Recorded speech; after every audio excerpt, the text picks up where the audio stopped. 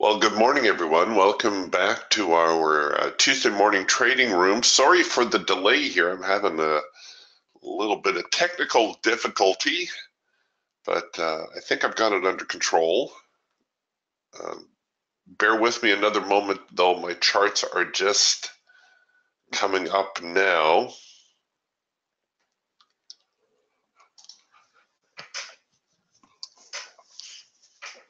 We'll get the screen share going, but you'll see there's not much going on just yet.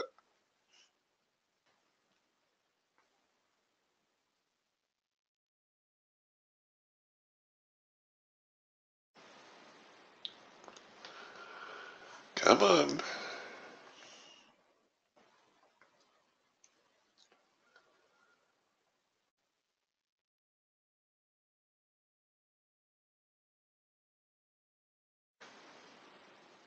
Poor old computer.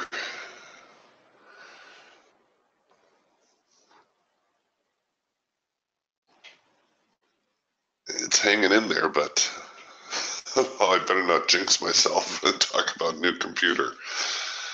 All right. We'll get the trade manager hooked up.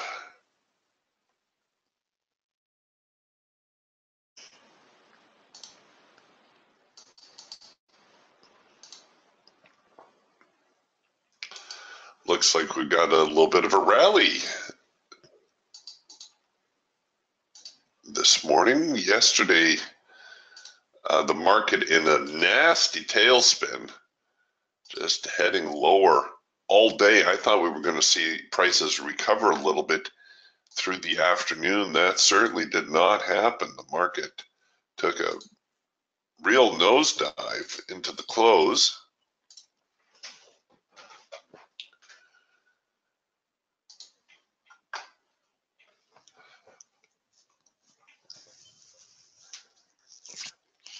And it looks like this morning, the buyer is trying to recover the market again.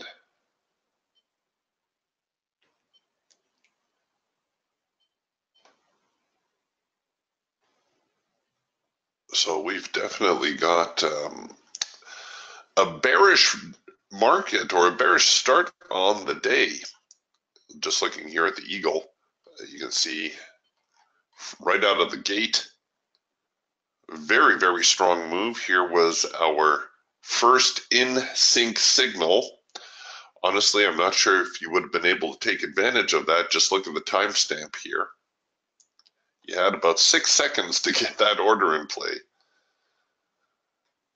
And then the market just continued higher. Of course, that's why we have our buy and sell market buttons as well.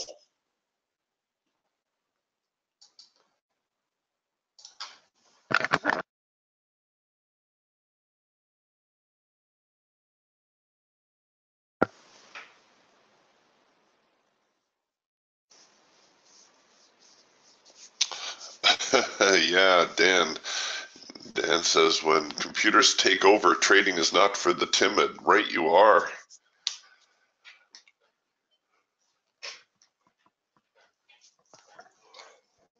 Yeah, the trading algos don't hesitate.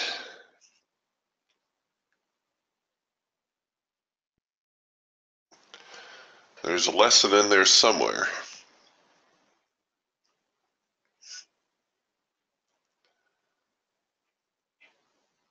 Now, when the market's in runaway mode like this, you have two options. You can just punch in on an order. So we've got signals. There's a signal you could just punch into the order and hope for the best, or you can wait for the market to settle and give you a signal. Which is the right answer? Well, there really isn't one. The problem I have when the market's in runaway mode like this is where do I place my stops? Because you can get this kind of thing going on. Believe it or not, the ideal stop for this move is way down here, the low of the morning. And I already know I can't afford that.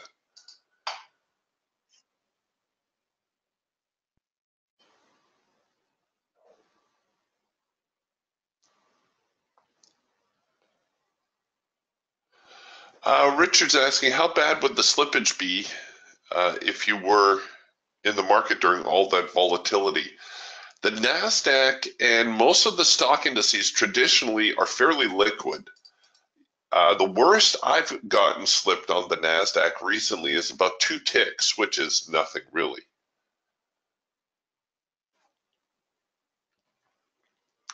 So I would say you're probably, if the volume was light, you're probably looking at least a tick that you're going to get slipped, or 2, which again is not a big deal.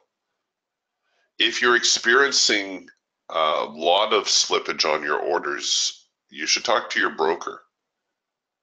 I was speaking to a fellow a while back.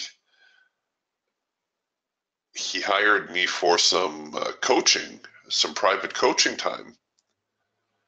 And for our whole session, I felt more like his psychiatrist, because all he did was complain to me about his broker and how bad his slippage was on crude oil. He was experiencing anywhere from an 8 to 10 tick slip on his orders. Crude oil, of course, trades at $10 a tick, so he was getting slipped $80 to $100 before he even got into the trade. And every time I tried to offer some advice, he just went back to complaining about his broker. It was like a lot like a conversation that I have with my family. Nobody really listens. They just want to vent their spleen. Well, it was his money. He could do with what he wanted, but I did feel a little bad, not that he didn't want to listen to any suggestions, but whatever. I hope at least he felt better after our session.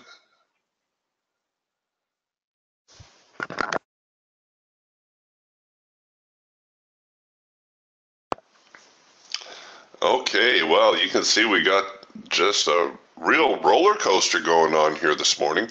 I am still looking, I think, to buy. The buyers making a really strong push here.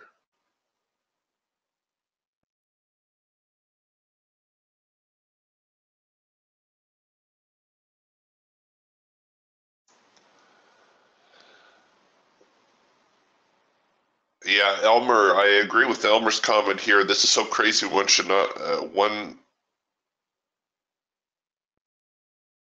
this is so crazy. So should one not stay away? Yes.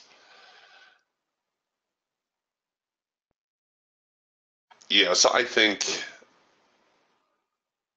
trading like this is, it's just so difficult. Anytime your timestamps down here are displaying seconds, the market is really unfolding too quickly. Too quickly to make a good decision. Now, it will slow down a little bit. I haven't followed the news at all to see why it might be so volatile. In fact, while we're waiting, I can see if something is sparking what's going on here.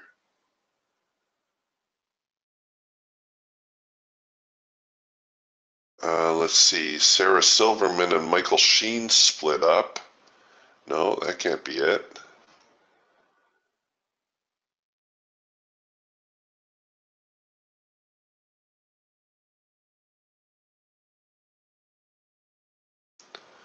Yeah, these remarks here. Stocks plunge again at the open. Well, come on, people. Everybody has been expecting a correction in the market.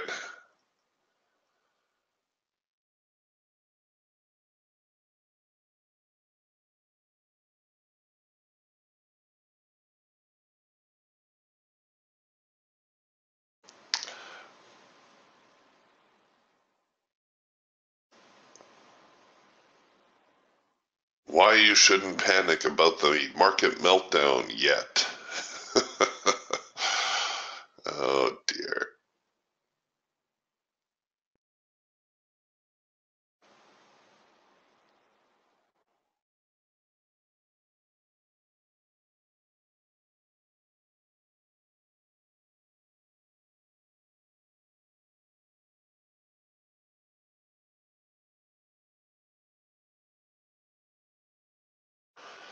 No, I can't see what's sparking the market. Just volatility, really.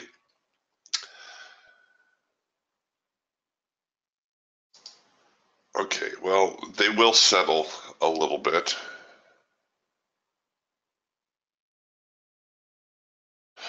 Richard's asking, if the market should gap over a stop, how bad could the damage be?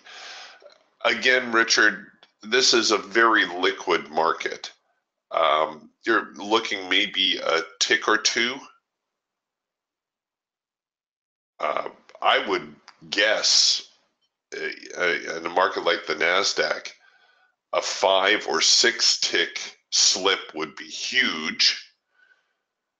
And at $5 a tick, you're talking 25 or 30 bucks. So it's not something that's going to ruin you.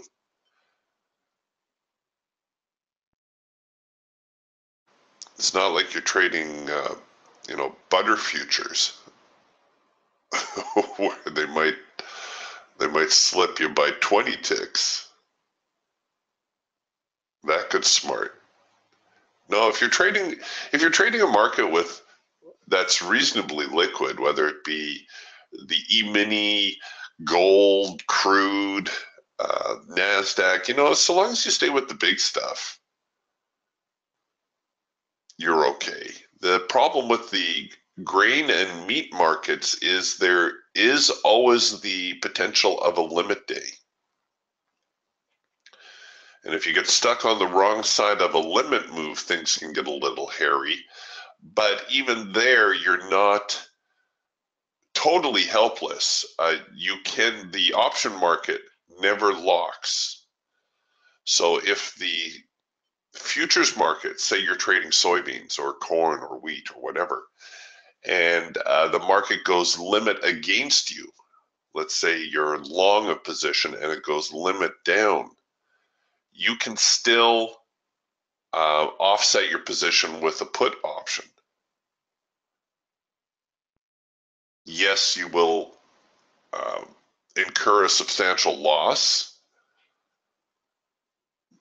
probably to the tune of several $1,000s, but you will get out of your trade. Oh, yes, Mark, you're so right. Mark says butter is slippery.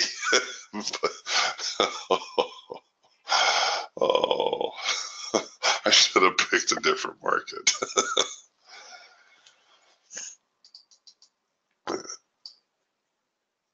The one thing, probably the chief advantage day traders have over end of day traders is you can watch the market unfold. So you can get a feel for the volatility. You can get a feel for whether you want to play. They can't keep this up. We're about 15, 20 minutes into the day. They will settle down.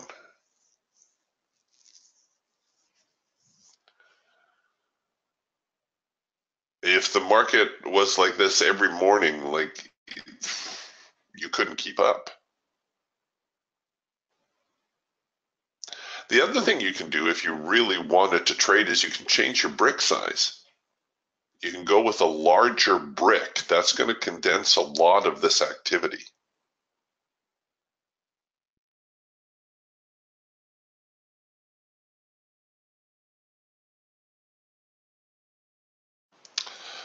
Nick's asking, this could be a 10% correction. Why would you be looking to buy?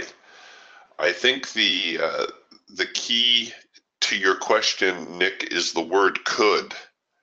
This could be a 10% correction. Yes, it could. And maybe again, it could not. For me personally, my worst trading days have always been the ones where I go into the market with some sort of directional bias. Here now is the daily chart. The daily chart for the NASDAQ. Yes, the market has been in a nosedive certainly this week and toward the tail end of last week. Where do we think it's going to go? Well, 6,300 looks very feasible, doesn't it? Markets love round numbers. There's 63. We've got obvious support down here. I was always thinking the market could retrace all the way back here to the August, September lows, which would bring us back down to 6,000, maybe 5,900. But what's the overall trend here? What would you say? Would you say the market looks like it's going from here to here or from here to here? I'm not denying the market's in a downtrend. I'm not saying the market certainly cannot go lower, but to me, the market looks like it's more in an uptrend. So I don't think it's unreasonable to expect the market to retrace. In fact, a retracement even up here back to 6,900, I don't think is out of the question.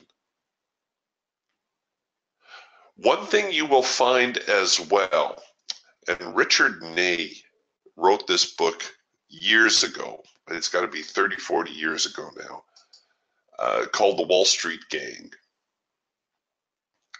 And it's essentially about how, I'm going to call them market makers for lack of a better term, use disinformation to fool the public. So when you hear about how everything is, sunshine and roses, grab your wallet and get ready to short. And likewise, when everyone's running around saying the sky is falling, that's the time to buy.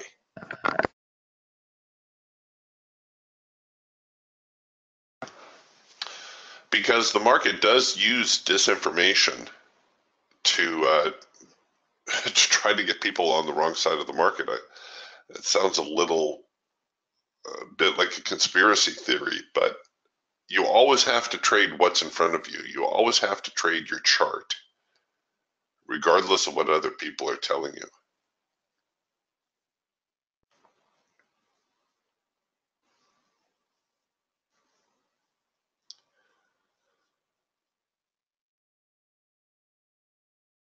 Ooh, Julian says, I saw one huge seller at 11 o'clock yesterday afternoon, dominoes after that.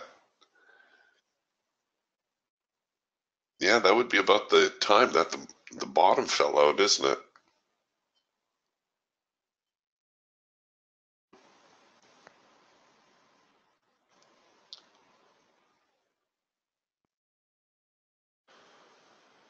I heard someone once said the definition of the stock market was a system to alleviate as many people of their money as possible.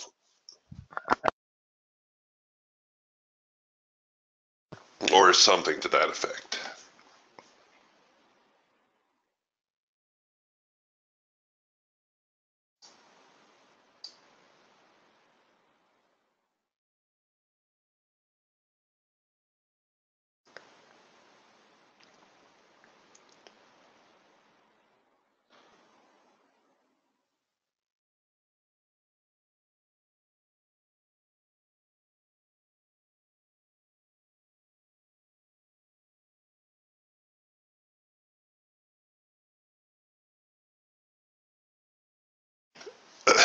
All right, well, I don't know if this is a typo from Peter or not, but well done regardless, whether it's 900 or 9,000. But Peter writes, good morning, Eric. Well, good morning, Peter.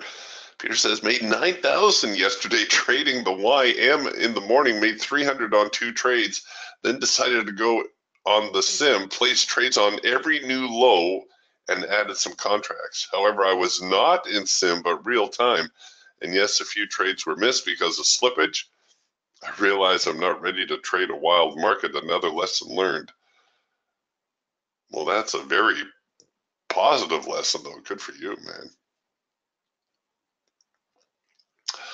Stephen writes, I want to play, but I can't afford the stops. I'm in the same boat with you, Peter. This is just a wild ride. It's fun to watch. And I think, just going back to Nick's comment, like, why would I be looking to buy? I think today as well, if I had to choose a direction, well, which I do, I would say the market is more inclined to rally at this point. Just looking at what we've seen out of the open. How did the sellers do? Well, they pushed a little bit lower here, pushed back, but the buyers recovered. Okay, sellers pushed back, buyers recovered. I think overall, right now, for today, it seems like the buyers may be a little bit stronger. That's why I said, on a day like today, sometimes all you can do is just hit the buy button, hope for the best.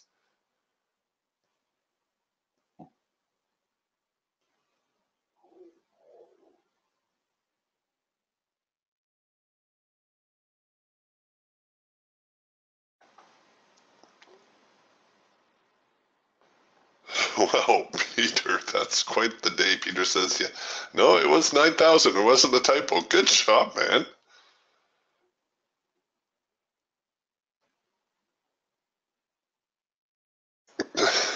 Peter writes, I'm made 9,000, but I'm going to listen to the Godfather of DTS, sticking for now with the NASDAQ. I like that, Godfather of DTS. That's funny.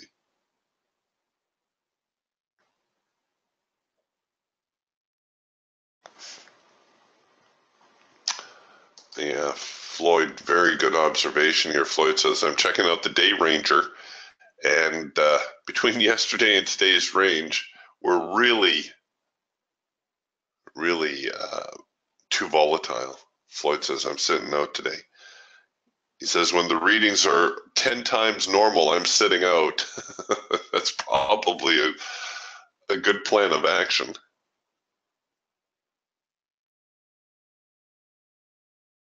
What a difference, though. I can't remember last time the market was this volatile, swinging this hard both ways.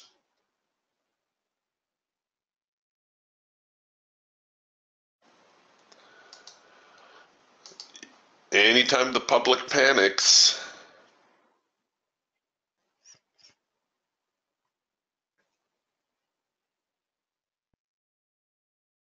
you really got to be on your game on a day like today.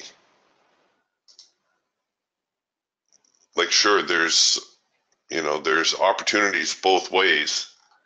And even if you took a trade, even if you're just hitting your buy and sell market buttons and getting stopped, you're making it, anything you lost here, you're making back on the reverse.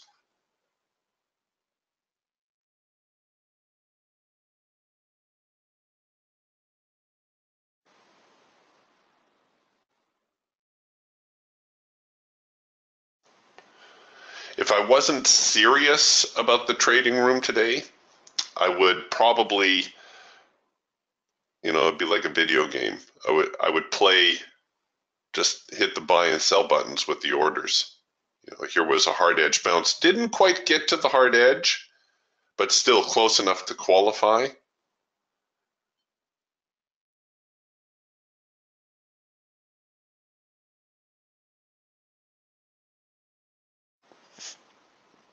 These are all nice signals, by the way, but they're almost impossible to capitalize on. And honestly, they'll settle here in a moment, but I really don't feel like going to a bigger bar right now.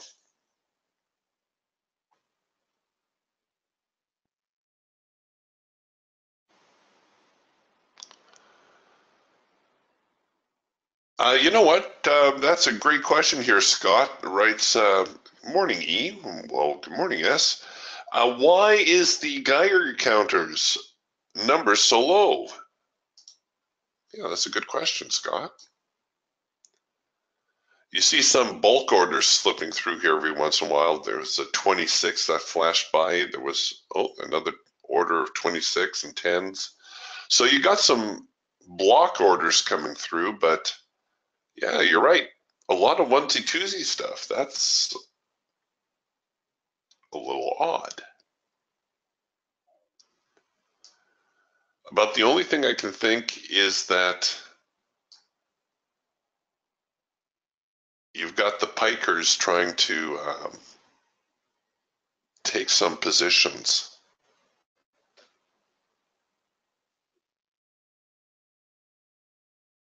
Yeah, maybe the big players aren't even participating.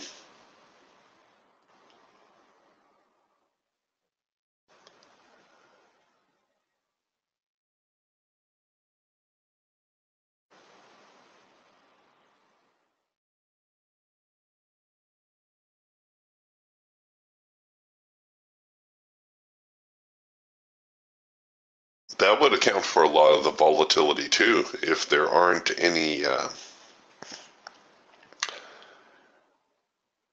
if Goldman Sachs is standing outside looking in, waiting for an opportunity, or Bank of America, or one of these other large players,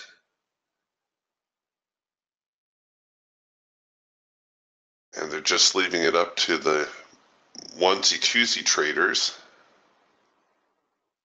that would account for a lot of volatility as well.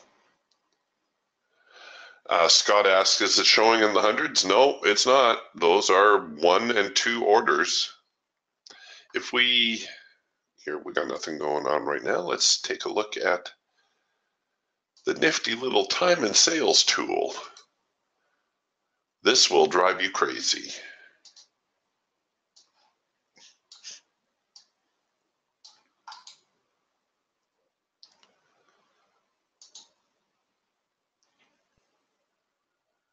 So this is really the heart of the Geiger counter, the tape reader, the time and sales. And you can watch the orders go through live. And if you're placing your order at a really odd number, you won't see it today, but sometimes it's fun to place your order at an odd number. And if you're not trading a single, maybe trading 3 contracts or something, you can actually watch your order go through.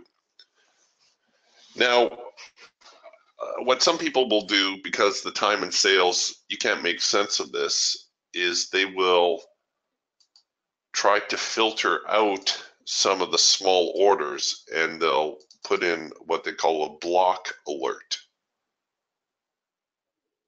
So by default, the block alert is set at 10. So if it's smaller than 10, you won't see it.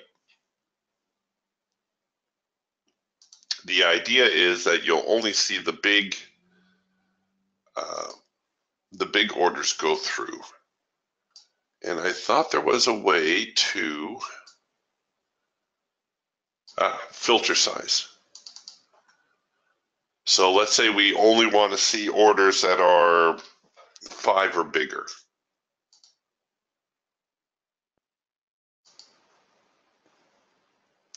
So you can see all the order flow. Okay, well, there's a couple. The colors, of course, mean whether they're bullish or bearish. And again, you can get all those details here from your properties window.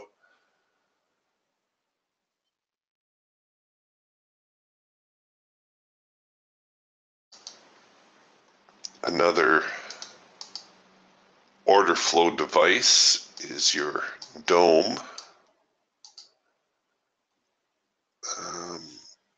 I think it's the static I want. I can never remember whether it's the static or the dynamic.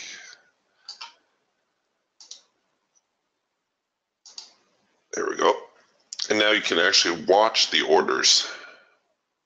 You can see how they're stacked. So but they're moving, again, they're moving far too fast.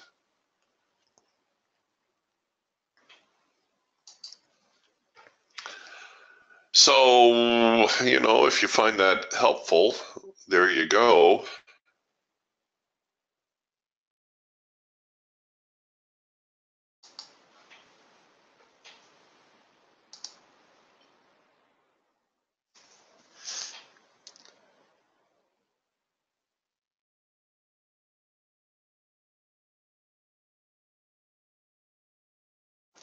Ah.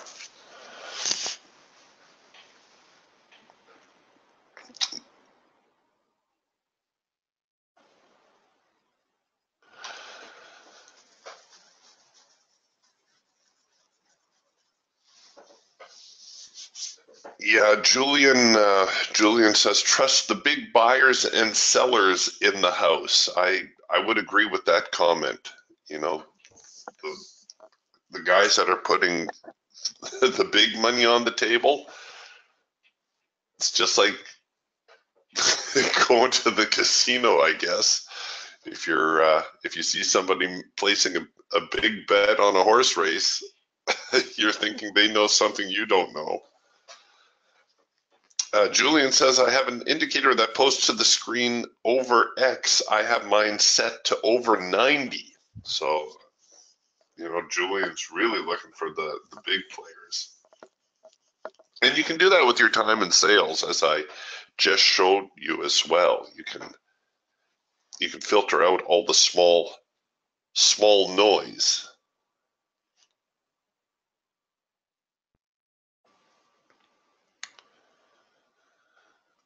Yeah, Mark writes, when was the last time you saw the NASDAQ move 277 points in the first 30 minutes? Just wow. Honestly, I don't remember this kind of volatility. Well, certainly not last year. Maybe not even the year before. This is just crazy. I do remember there was one other day when the market was moving so fast that you just could not do a trade. It was impossible.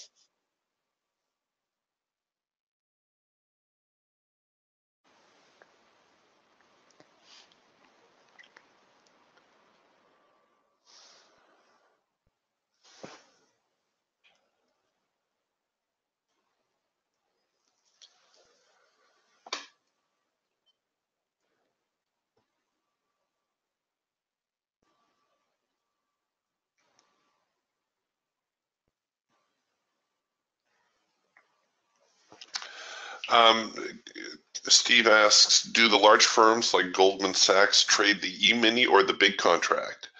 They're probably trading the large futures. It does depend on the volume, however. But regardless of whether they're trading the full size, say the full size E-mini or the full size S&P or the E-mini S&P, the NASDAQ or the E-mini S&P will never move out of line from the big S&P. Right? It's not like you're going to see, or even here in the NASDAQ, it's not like you're going to see the NASDAQ 100 move one way and the mini NASDAQ move another way. That's never going to happen.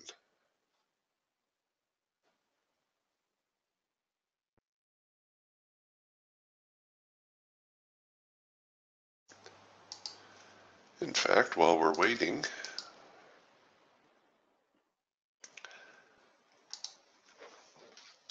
let's demonstrate.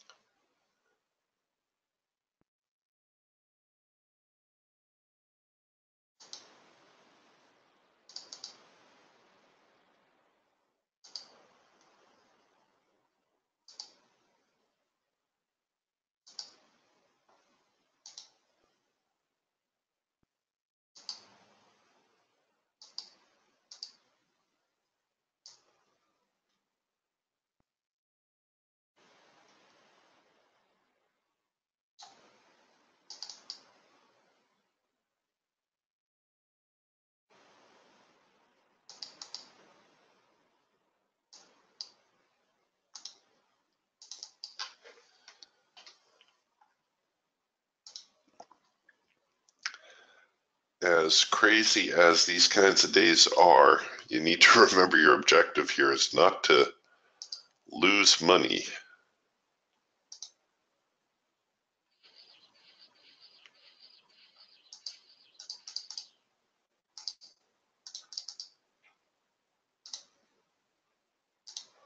No, I can't get it. I was going to try to pull up the full contract and show you, but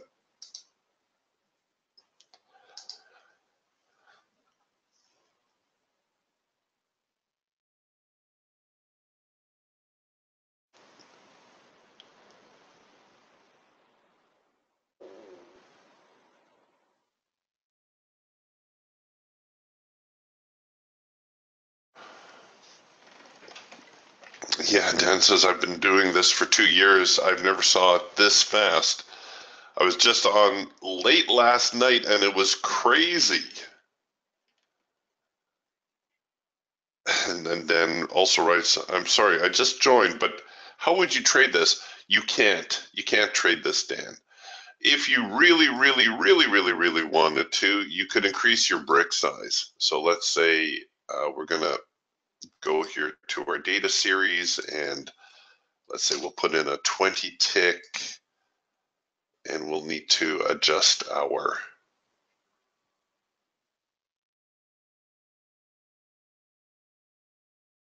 Raptor as well. See, this will slow things down for us a little bit.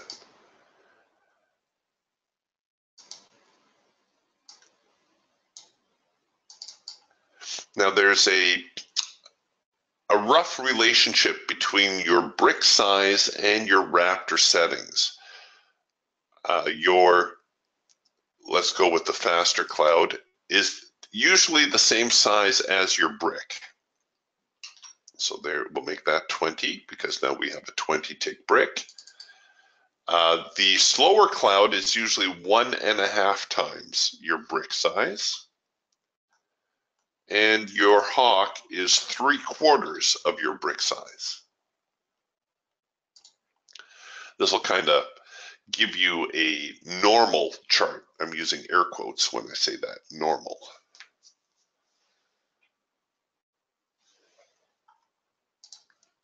Okay, so you can see things slowed down a lot. Actually producing some signals here. We've lost our seconds on the time axis, which is good.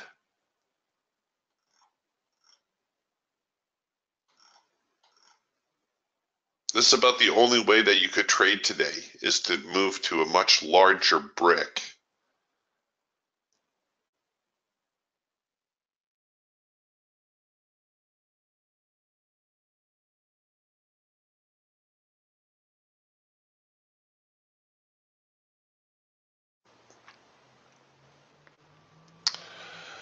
Jay's asking, is this driven by algorithm trading? With the order size, like Scott pointed out, I'm not sure it is. Algos don't trade onesie-twosie type orders.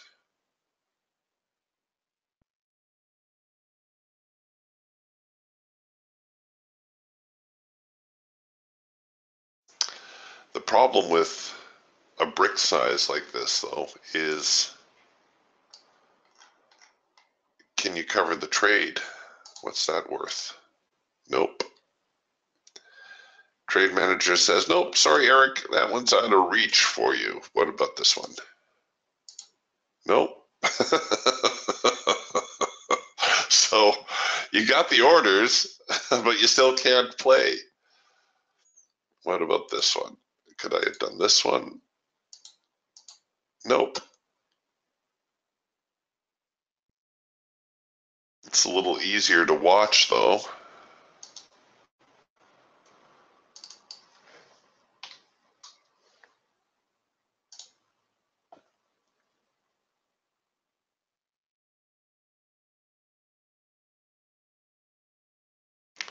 When the market's this crazy, which it very rarely is, you can always run a bigger chart just to smooth things out for you a little bit so you can get a handle on what's going on.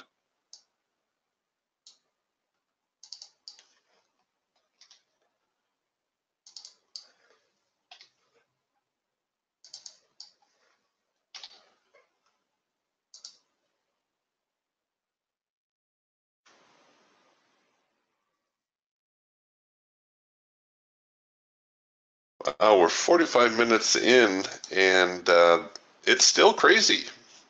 Wow. That's something.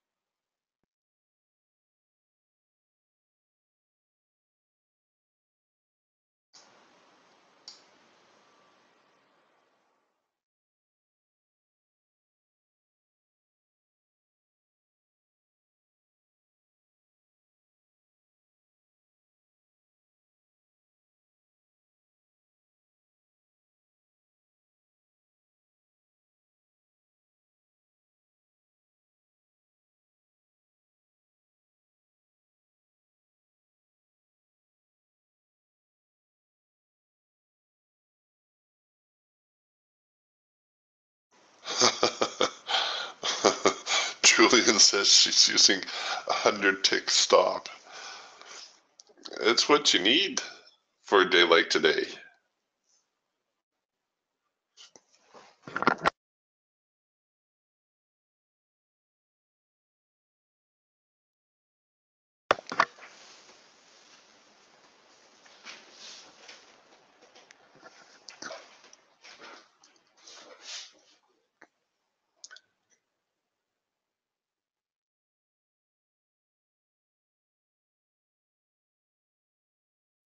Yes, Dan says that would mean your risk would have to be greater, and I think Dan's referring to going to a larger tick brick. Yes, yes, sir, most definitely.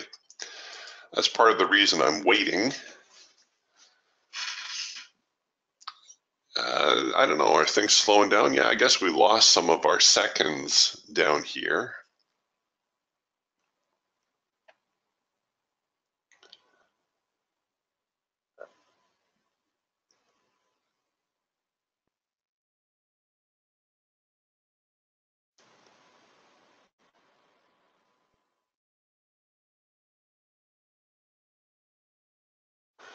A friend told me a story once about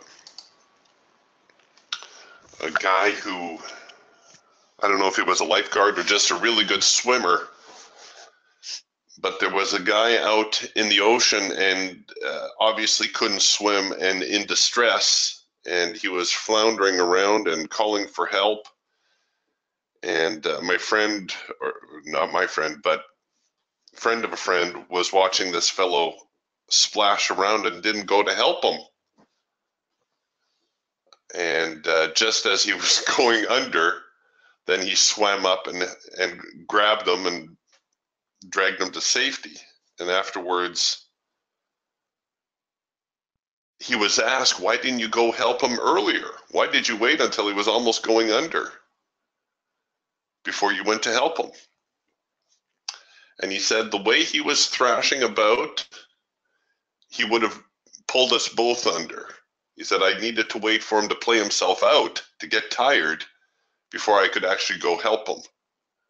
Well, that's kind of what we're looking at here this morning. We're looking at a market that it's running all over the place. It's running up, it's running down. And yes, there's a lot of missed opportunities here, but at the same time, the day's not over. Only need a couple of trades to make it worthwhile.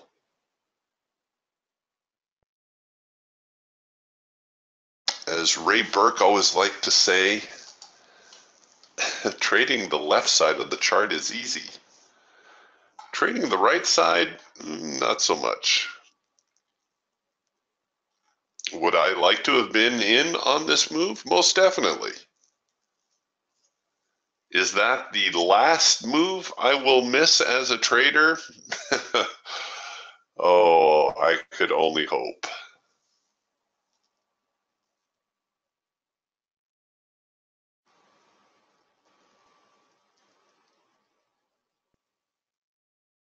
Yeah, Tom says I was a lifeguard many years. Save yourself first. Yeah, that's right. And that's what we're looking at here too.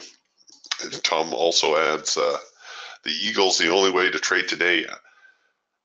Yeah, you're probably right, Tom, because it's going to, with a slightly larger brick, it's going to condense things a little bit, take some of that noise out.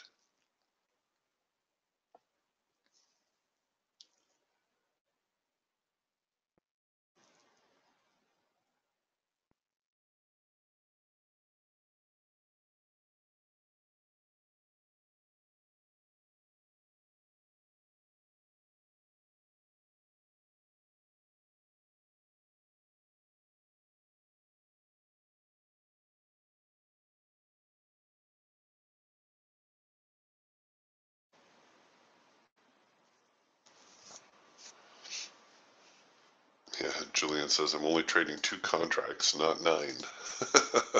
That's probably a good idea.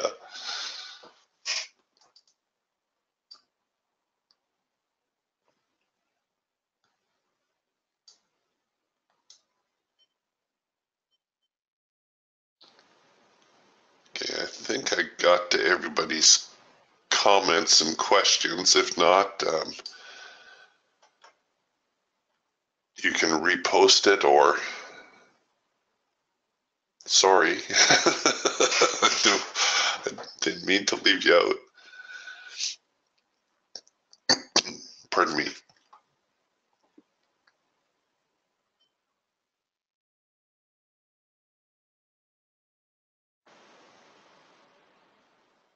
Well, this is just insane today.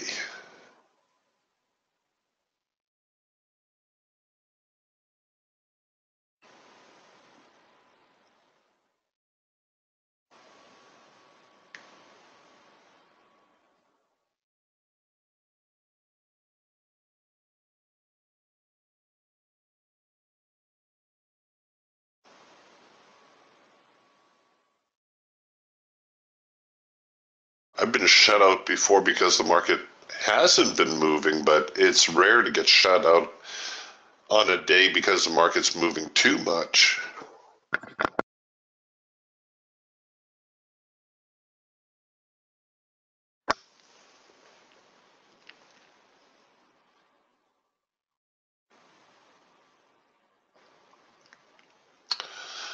Nick's asking, where would the 10% correction bottom be? 1 second here. What did I do with my daily chart?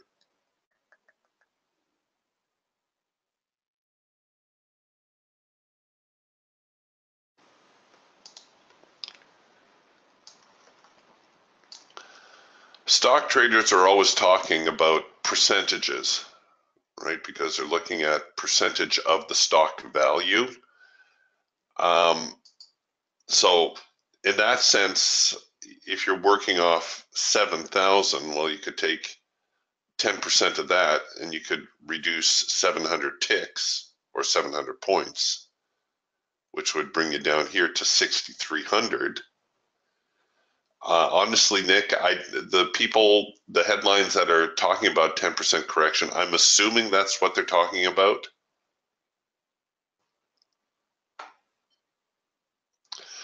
One nice thing about trading is that the market does set things up. Like, what I mean to say is, if the market is truly reversing, if we have seen the end of the bull run and the market is topping out, the Nasdaq's topping out at 7,100 or 7,000, and that's as high as we get this year, the market will tell us. How? Well, by a little concept that I refer to as the test of the extreme. It's a cool phrase. It's not one that I invented. I forget exactly where I read it or heard it, but it pretty much defines what's going on. A test of the extreme is simply a retest of the highest price or the lowest price, as the case may be, and then the market fails. So we get the bull rally, and then they try to retake the highs, and they can't, and then the market starts to reverse and head the other way. This is the basis of head and shoulder formations. 1, 2, 3 tops and bottoms. Right, here's a head and shoulders. If I take away this shoulder here, we have a 1, 2, 3 top, or a 1, 2, 3 bottom. Traders also refer to these as M and W formations for obvious reasons, but in both cases, the market shows you that it cannot continue the previous trend. So there's no rush to be scrambling for a sell button to start, liquidating your investments, your 401s and your stock portfolio and all that. The market has not shown us that it's topping yet. Yes, we have made a lower swing low relative to this last one. Yes, the market has been moving extremely fast to the short side, which it will have a tendency to do, by the way.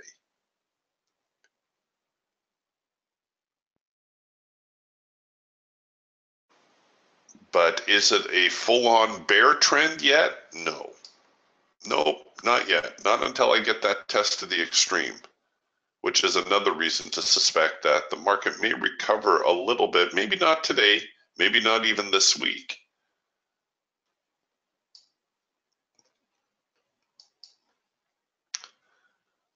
But there will be a correction to the upside.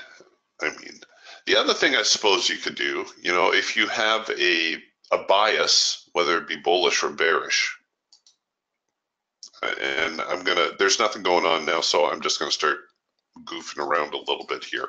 Please do not follow me in on this. It may work out well for me. I may blow up the ship. But what you can do is you can just look at your buy signals. So when you get, because I'm a little bit bullish on the day, right? I believe that the market has more upside potential than downside. So when you get your buy signals, you can just buy. And you're probably going to have to hit your buy button. Ignore all the sell signals and just look at your buying opportunities.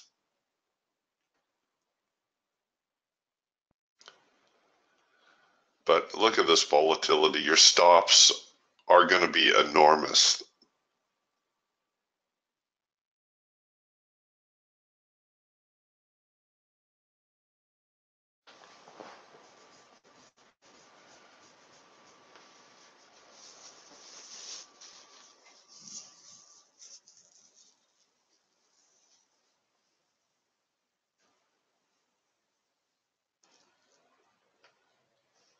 Yeah, Tom says it's the same. The bottom on the Qs was 62.80 last night. Dan, Jay, you may have the right idea here. Jay says the 60 is more stable without the bid-ask spreads blown out with such volatility. This is rare, to be sure. Yeah, but if you're looking for something else to do, I think even the Russell is plodding along a little bit more reasonably. Here's the Russell on the Raptor. Not unfolding quite as quickly.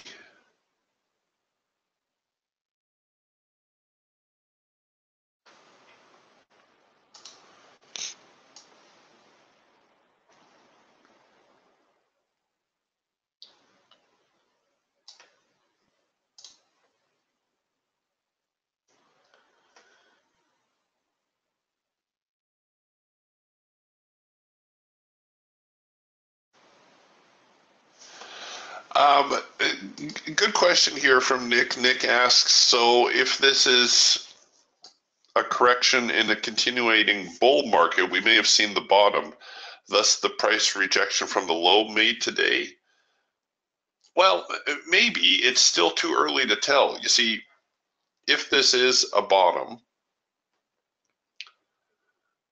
what will we need to confirm the bottom? I'll give you a hint. It's the exact same thing we need to confirm the top. We need to see a test of the extreme and a failure, and then the market will come back up here, and then it'll, try to retest the highs and so on and so forth. So this is what we're looking for. We're going to be looking for a little bit of a rally. Then the sellers will probably beat up on the buyers again. They'll try to push the market below the lows. This is, if this finishes strong, a lot of traders refer to this as a pin bar because it looks like a pin, a stick pin. And I forget the name of the guy who actually coined the phrase.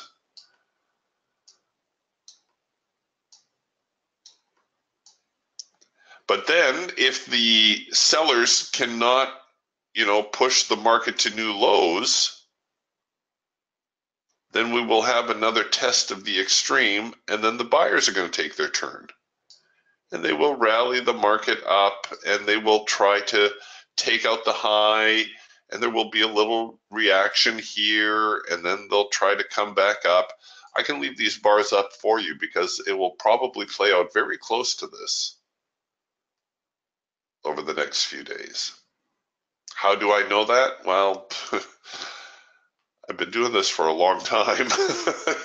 you kind of see the market unwind and do these things. It's always going to test the extreme, and it's either going to establish a new trend, or it's going to reject and then try to do it the other way. Chances are very strong that the NASDAQ, the E-mini, the Russell, all the stock indices are going to move into a very broad sideways consolidation. Probably at least the next 3 months. It's going to take us into the summertime, maybe even into the early fall. You heard it here first. I got my crystal ball polished up, and that's how it looks to me. I think we're going to see a really broad sideways consolidation.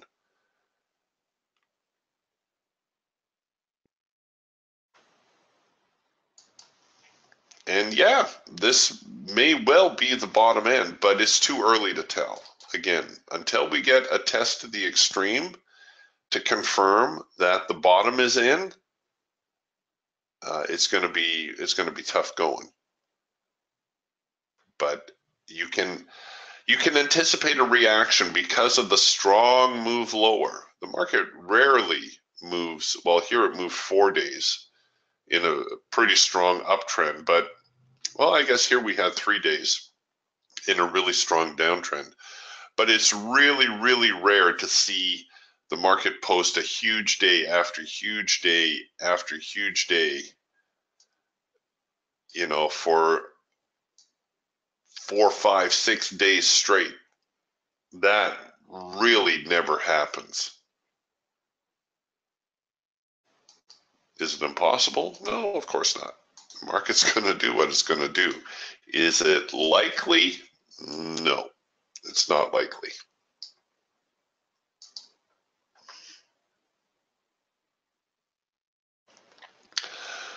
Tom says maybe a V bottom. Again, it's possible, sure. Is it likely? No. No, it's not likely.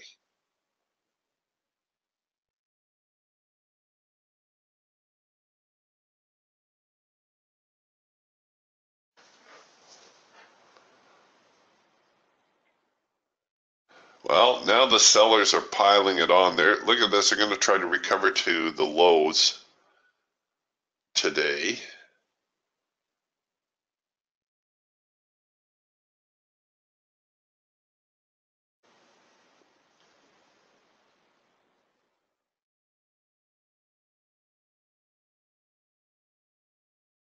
it's almost suicidal trying to trade today.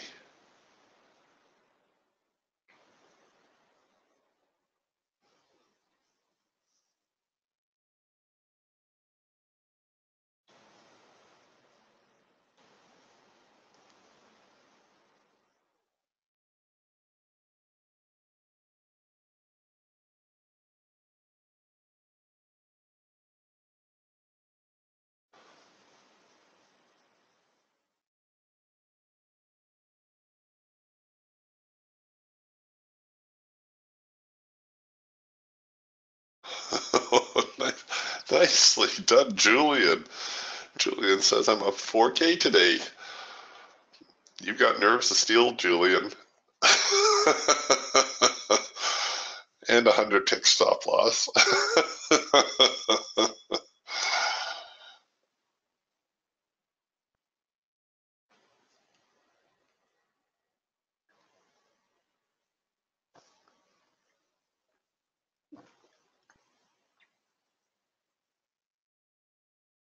Yeah, I bet. Julian says I've been in the seat for a while.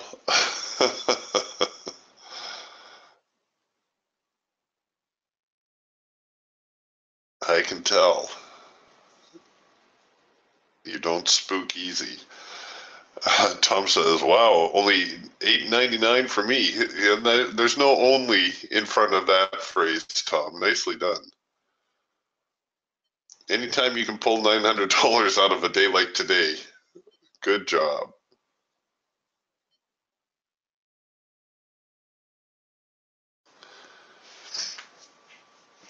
You know, the moves are there, right? The volatility is there. The trick is not to get wiped out before you can realize a profit.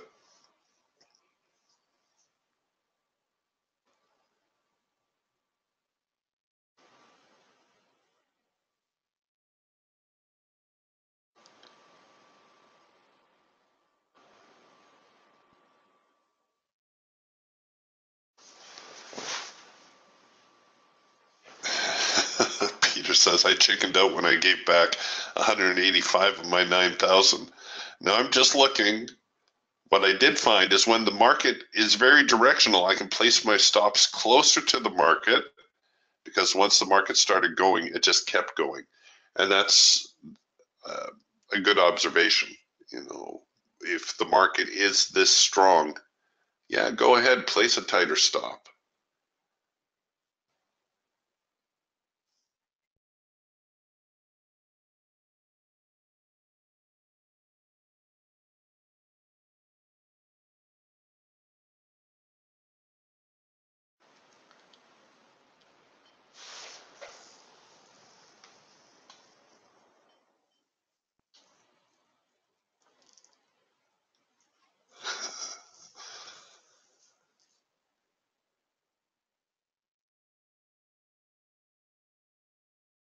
Yeah, Mark says I refuse to trade when in these conditions, just content watching the show.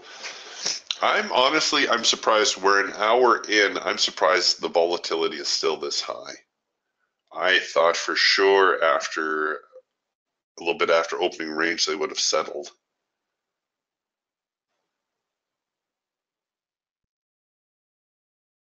Got it all out of their system, but nope, not yet.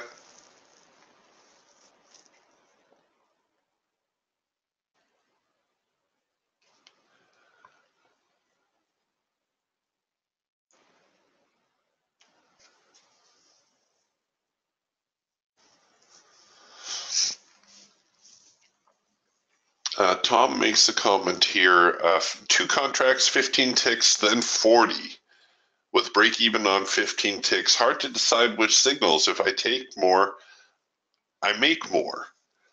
Well, yes and no. You know, I mentioned this before that you can't really bring a production line mentality into the world of trading. Yes, it's true. If you trade more, you make more, but if you trade more, you can also lose more. To my way of thinking, you're better off looking for a handful of opportunities each day and trying to make the most of those. Whether that means capitalizing to the maximum that your finances will allow, or whether that means trying to run the contract out as far as you can. I think there's a real danger involved in trading too often. Over the years, easily 90% of the traders who have come to me for coaching have been over traders. If they do keep a trading journal at all, and I asked to review their trades, they're routinely trying to take 10 or 12 or 20 trades a day. Well, that's just a formula for disaster. You would be better off trading once or twice a day and trading, the maximum number of contracts that you can afford. For the benefit of those who are new in the room, you can make a pretty good living trading just twice a day for $50. I know that makes no sense, but I call this the best kept secret on Wall Street, that you can make a living trading just twice a day and make a $50 profit per trade. How hard is that? Well, let's take a look here at the Hawk Scalper, which I have my $50 target preset. Let's say we take a look at a first micro macro cross signal. There's one right there. Oh, okay, there's a $50 trade. Hooray for us. Here's another first micro macro cross signal right here. Obviously that hit its $50 target. So I know you're thinking, well, Eric, $100, great. I can't make a living on $100 per day. But if you did that every day, there's approximately 200 trading days in the year. That's $20,000 by the end of the year. That's trading a single contract. If you did that every day and you traded 3 contracts, which even with a modest account, using a tool like the Hawk, is not that difficult. That would be $60,000. And for those of you who own the Raptor and are all of a sudden thinking, oh, did I buy the wrong tool? No, not at all. You can do this on the Raptor as well. You can set a $50 target. Here was a number 1 signal. Easily got the $50 target, no problem. Here was another number 1 signal. Easily found the $50 target. That's on 2 trades a day. If you traded 5 contracts, that's $100,000 a year, right? And the math just keeps going and going and going. If you traded 25 contracts, that's 2 million, 1 million. It's a lot of money. So it's not in the frequency. The frequency is the danger spot, right? Your broker will love you. You'll get a really nice Christmas card, maybe even a fruit basket or flowers, but you won't make any money.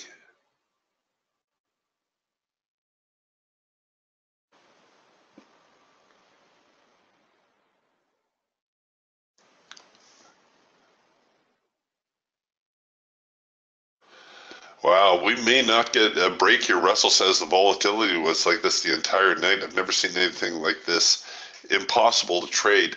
I've been doing this for about 20 years or over 20 years, and I haven't seen a day like this in I can't remember how long.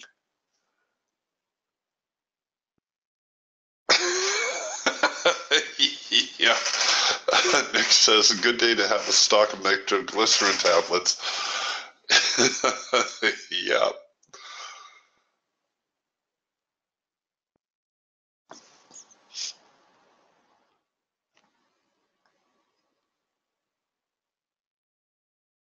Yeah, Tom says, guilty of overtrading. The learning curve is steep. Patience is the most difficult thing for a trader to learn. And I think the problem comes from, what do they call it? FOMO. Fear of missing out. That's the new catchphrase, right? Especially if you were watching, say you were watching the signal unfold, this green bar sell on the Eagle, and you're thinking to yourself, gee, I ought to get on board on that. And you choose not to pull the trigger, and then a few minutes later, you're kicking yourself in the behind because you're saying, oh man, I could have made 400 bucks. Or if you're still in the trade, you're really beating yourself up because now you're saying, where was that signal right there? You're saying, oh man, I could have made $1,400. Well, yes, you could have. But you didn't. So what's it matter? You don't want to trade like my cousin Marvin. Marvin's a great guy. But Marvin loves to look at a chart and say, wow, man, Eric, if we had bought down here and we had sold up here, yeah, great. That's a great move, Marvin. But I also know that there is no way on earth that if you bought down here, that you, knowing the way he is, there's no way on earth that you would be able to stand that drawdown. No way. And once the second drawdown kicked in, if you did manage to ride out the first one, there is no way that you would have managed the heat, even though this isn't extreme, that you would have managed that drawdown. It's easy to see in hindsight what you should have done, but to do it real time, no, that's where the test is, of course.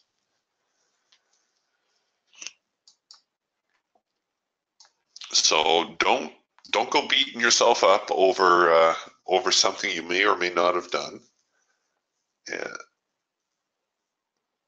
Patience is more than a virtue as a trader.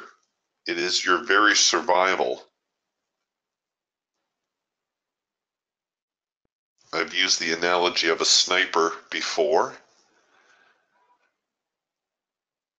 And if you like movies, the opening scene to the Jude Law movie, Enemy at the Gates,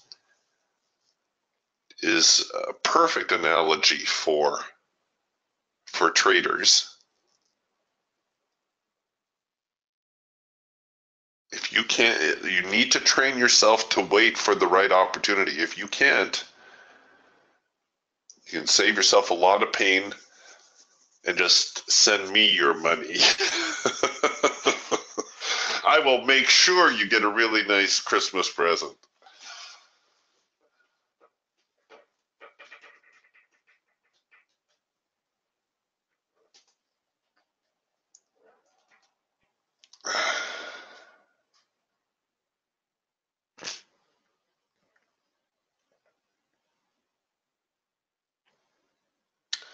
Wow.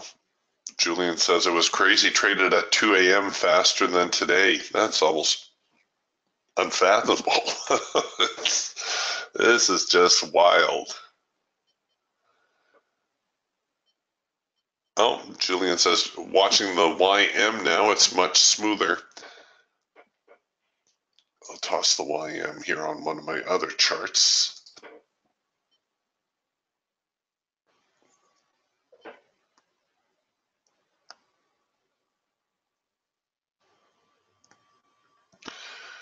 The roller coaster ride is just a little bit too volatile for my pocketbook.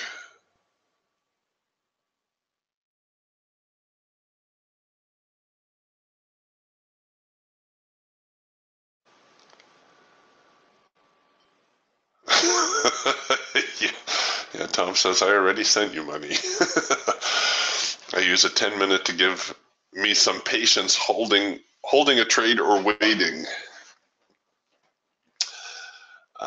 Dan asks, what's crude oil doing? Surprisingly, very little. Crude oil really quiet here this morning. Looks like we had a little bit of a run up out of the open. So crude oil opening down here came back with a very nice cloud crossover signal.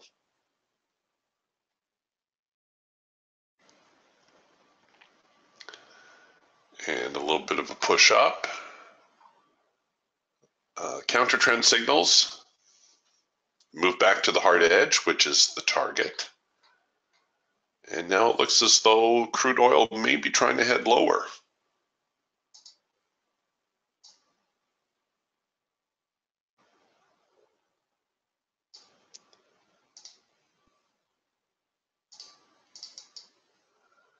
The day might be a little bit of a bust.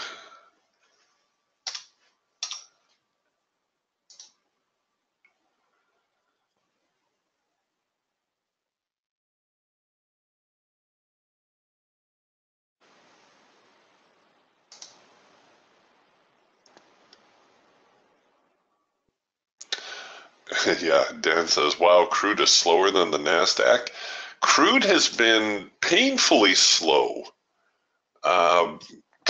going on at least 6 months now.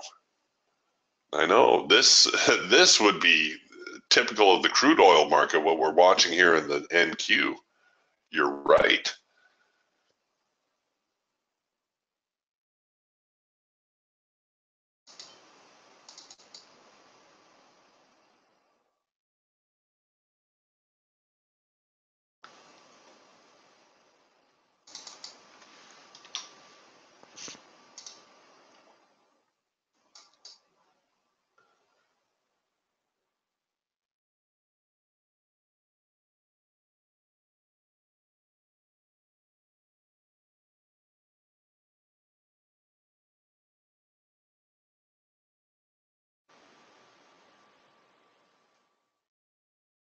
Well, I was wrong about the market slowing down a bit.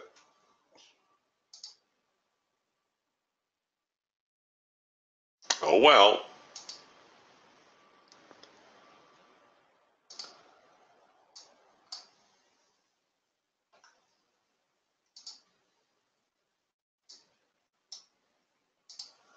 Like I said, we can't make it do anything. All we can do is pick our moment.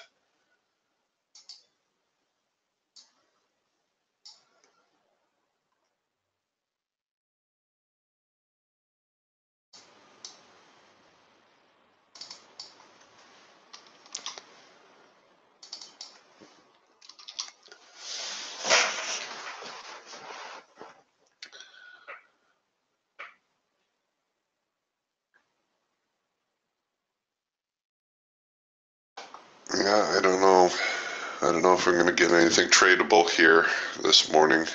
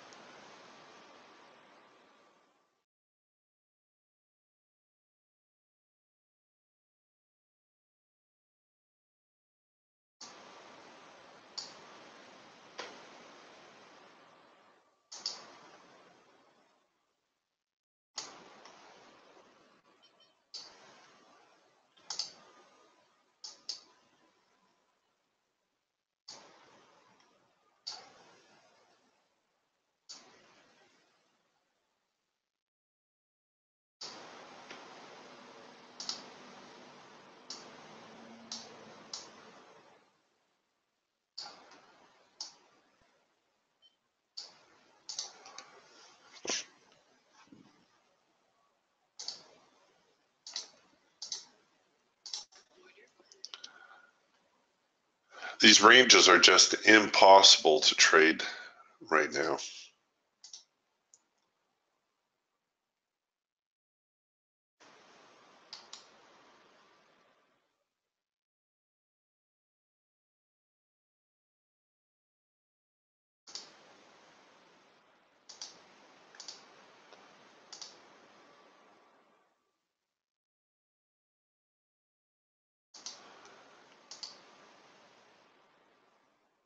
We're back at this swing high here. Look at all these signals. This is just pure congestion.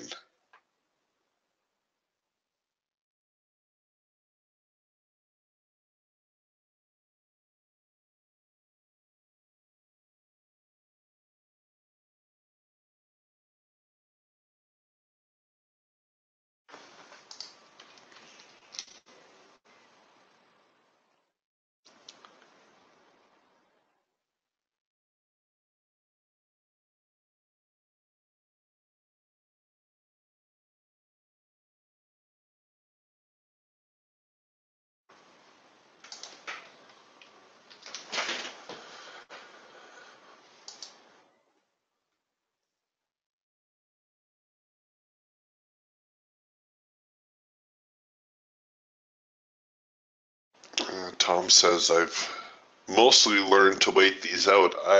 Personally, I don't have a choice. I can't I can't play when it's like this. As tempting as it is,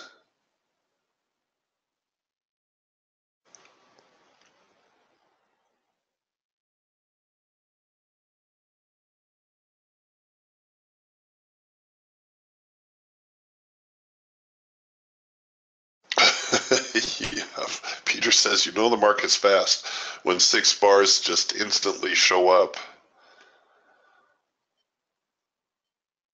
Well, folks, you know, we're almost here to the top of the hour. I think we're going to button up shop. Unfortunately, couldn't play today. Maybe tomorrow will be a little bit more reasonable. If you are hanging out this afternoon, my goodness, I think the buyer is going to make another press to the upside, but don't be in a hurry to lose your money. All right, I'll talk to you tomorrow then. Bye for now.